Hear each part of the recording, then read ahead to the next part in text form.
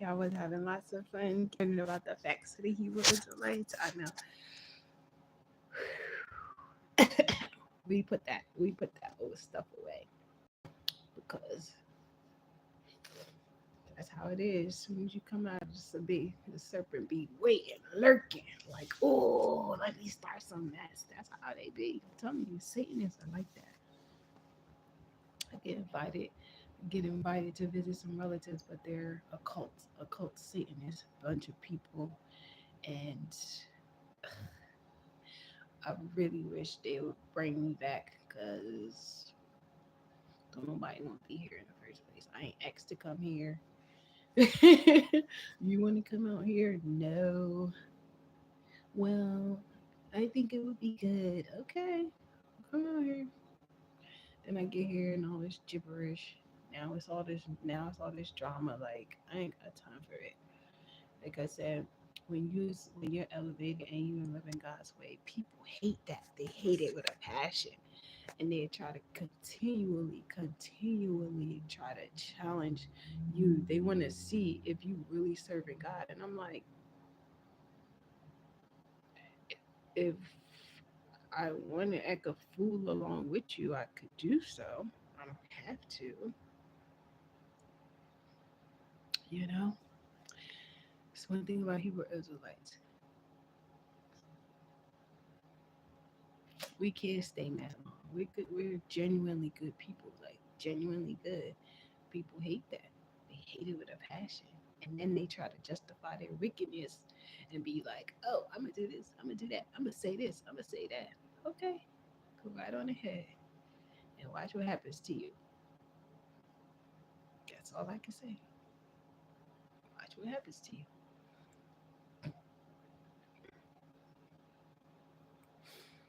But I was trying to tell everybody, if you want to learn some more about the Messiah, go to Romans, the 12th chapter, learning about the commandments, learning about a lot. See, I grew up as a Hebrew Israelite. I grew up reading the Bible and learning the Bible. And once I started to get around like 7, 8, I started to really, really, really want to understand it. Like, understand if it was just like a made up book, kind of like the books that I would see in the house, or was this actually like a book of like about something real?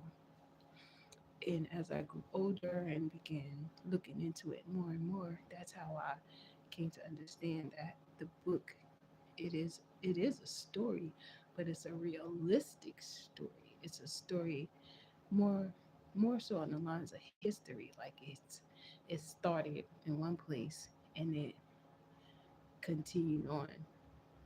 And towards the end of the book, it foretells what's going to happen in the end. So it's a book about the world we live in. It's a book about the planet that we're living on. And I think that's really cool because like, we read lots of books. There's encyclopedias, there's dictionaries, there's research books, there's documentary books, there's all different types of books. They got fiction, they got novel, they got sci-fi, all kinds of books, poetry books. And when you read the Bible, you to some degree you get all of that. You know, the fiction not so much, with the exception to people who like to add and take away, then that makes it fiction. But you get action, there's war in there, there's fights in there, there's different different types of stories in that book. Hold on one second.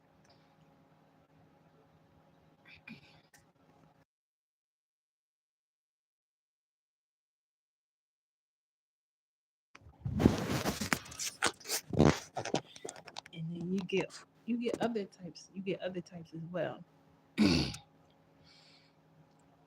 The science fiction part of it is not so much fiction, but the science of it is the part of it that's about God. You get a whole lot of talk about God. You get to hear about people who actually got to speak to God directly. You get to hear about people that were sent on to the earth by God directly. And it's really interesting. Some people don't really understand it because there are different versions of it. And some people don't understand it because, to be honest, a lot of people don't like to read, and it's not like a derogatory thing. It's not like, you don't like to read. But no, like, some people really are just not into sitting in one place and absorbing words, you know what I'm saying, or trying to follow a story of words. So a lot of people are not into like two books. So nowadays they have audio versions that people can listen to. And as you can see on these videos, now you're starting to see people are trying to find various ways to present it. And earlier I was talking to Ricky Ricks, who is one of my new people on the channel, who has been talking to me when I was managing a hair salon.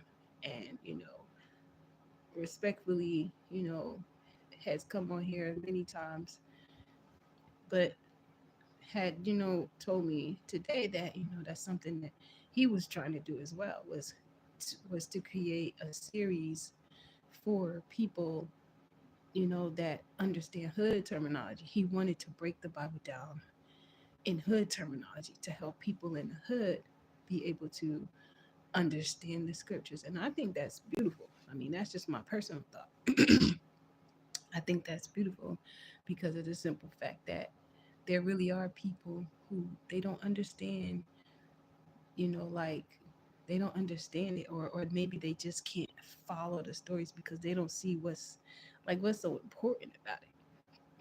They don't, some people don't understand it, and some people just have a misconception, like they've been mistaught in general. So I think that's really cool. So um you get love and romance in it. You get to hear about people getting married. You get to hear about, not so much romance. I really shouldn't say romance because it's not like you don't hear about you don't hear about intimacy in that form. But when I say love and romance, I'm talking about, you get to hear about how, people get married and they stay married. They spend years and years with their spouse. Like, to me, that's extremely romantic because that means they're dedicated to their spouse in most cases. So I think that's romantic, especially when they're faithful. You know what I mean? They're faithful and they're honest and they have healthy relationships. Mm, that's romantic. Um, Also, it's just different things about the book in general.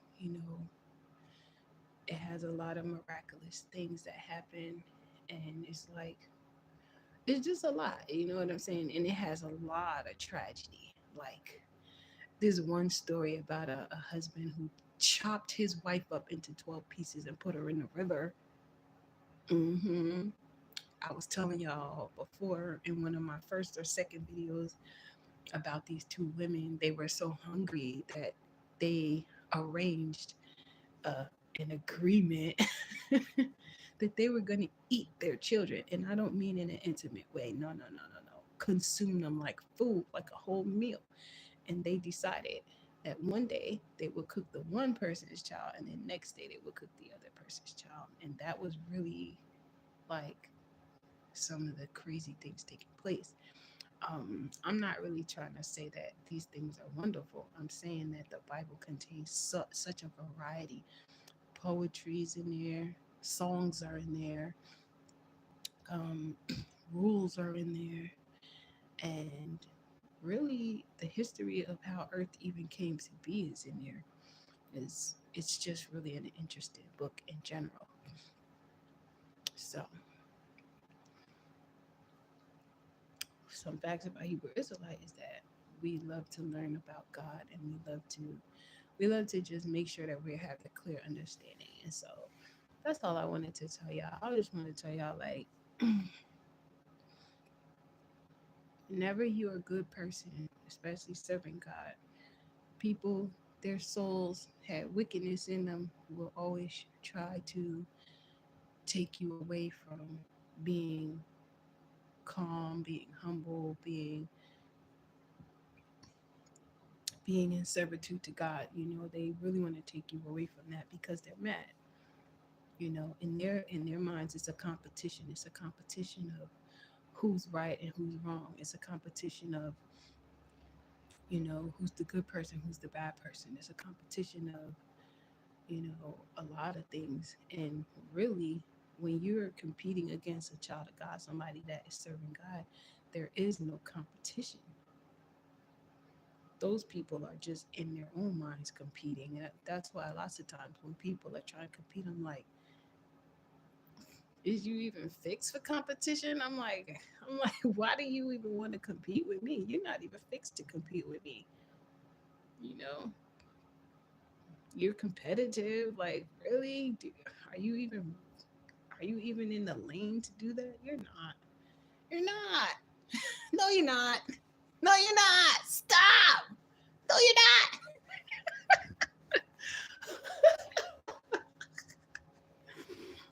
Oh my gosh. No, my gosh. Stop fucking lying. No, my gosh.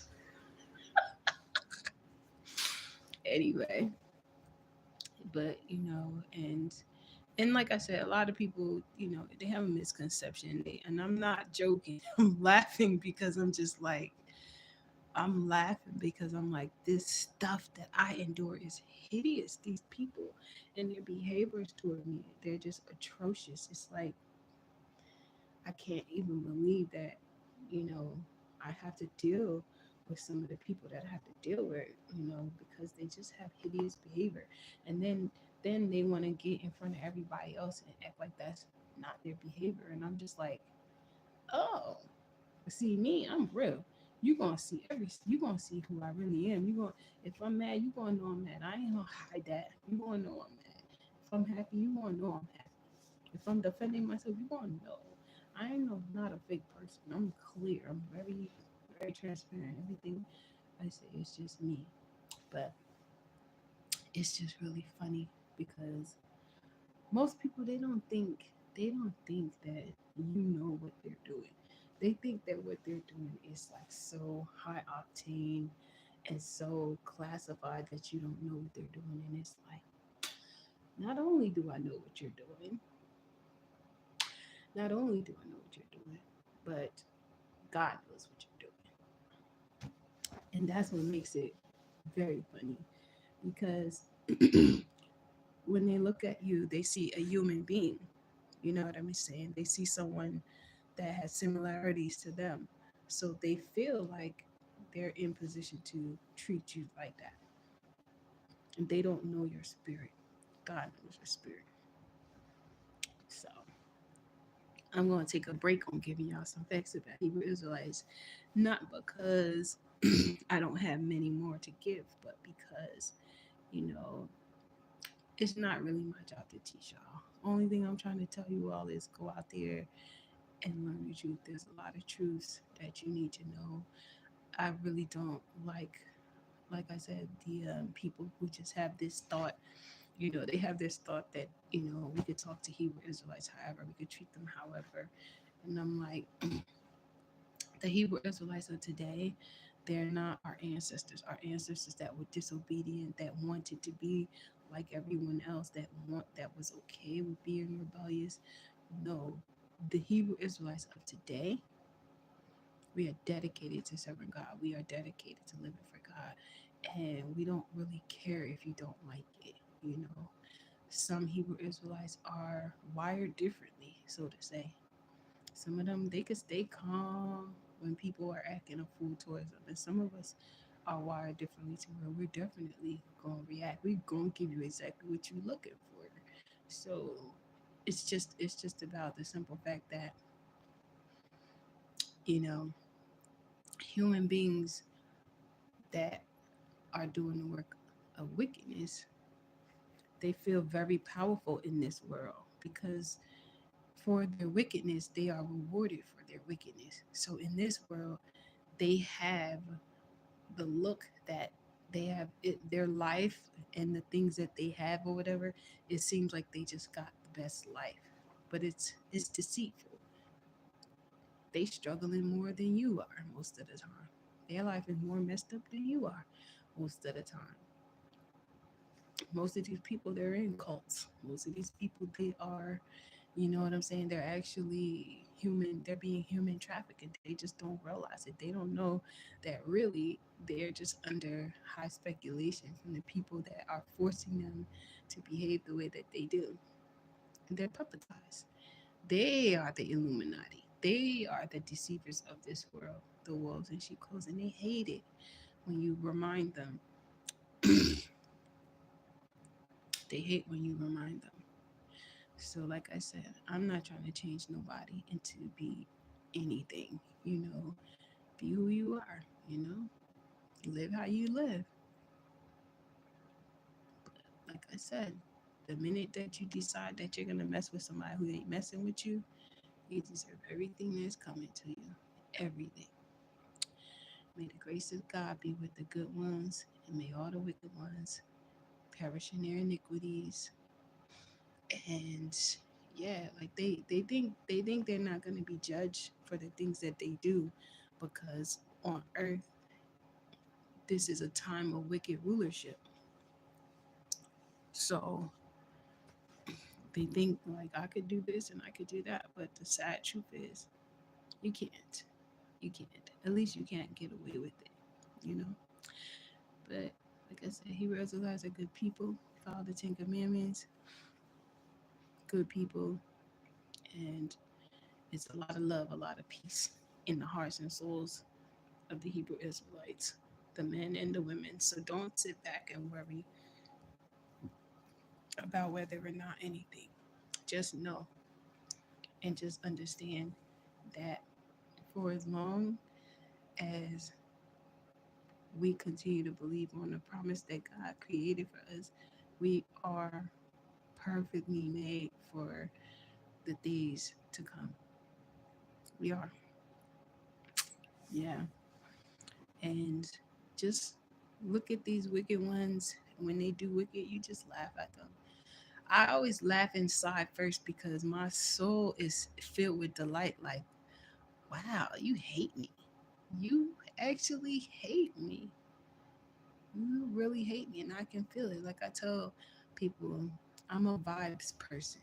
I can feel when someone is genuine. I can feel when someone is being fictitious, when someone's being deceitful. I can feel it within myself when somebody is just playing around or just being derogatory. But it's okay. It's okay. Not as in I accept it. It's okay as in you will have your day in the lake of fire. I don't have to keep going back and forth with you because you're a fool. I don't have to become a fool along with you. I don't have to. So that's how it goes. That's how that ball bounces. And I will be back in the days to come with lots and lots more about Hebrew Israelites. Some of the cool facts is, we have a lot of high holy days that we keep: Day of Atonement, Feast of Unleavened Bread, Feast of Lights, of course, Sabbath, you know, blowing of the trumpets. And you can find all of those days and learn about them in Leviticus in the 23rd chapter. But you go to the book of Leviticus and you can get a lot of the laws, including the dietary laws. A lot of people keep asking me like where to find it. You can find the Ten Commandments in Exodus. You can find it in Deuteronomy. You can find it throughout the Old Testament. And you can hear throughout the Old Testament and the New Testament when different times when parts of the Ten Commandments are being enforced or being ordered to be enforced. So it's all about your own self. It's about what you want. If you really love God and you want to learn more about your place here and stuff like that, you take the time. Make time for it. Make time for it the same way you make time for other things that you enjoy in life. But I'm gonna get going. Hope you all stay safe, stay blessed, and even though I don't know any of y'all in person, it's really nice that y'all come to the station from time to time and check it out. And you're welcome to check any of the videos on this page. Like I said, I'm not here to get money. I'm not here for that. I just want you all to just get a better understanding, because there are really a lot of people out there that are giving you the wrong understanding of how Hebrew Israelites are, giving you a wrong understanding of who Hebrew Israelites are. And unfortunately, it's just how that ball bounces, you know. So that's how that goes. But it's getting late, and even though it's what is it, Saturday night, I know lots of people are hanging out. Some people are watching movies. Some people are getting rest. Some people are working on their hobbies. Um, it's back to work for me. So I hope you all stay strong, stay beautiful, stay blessed,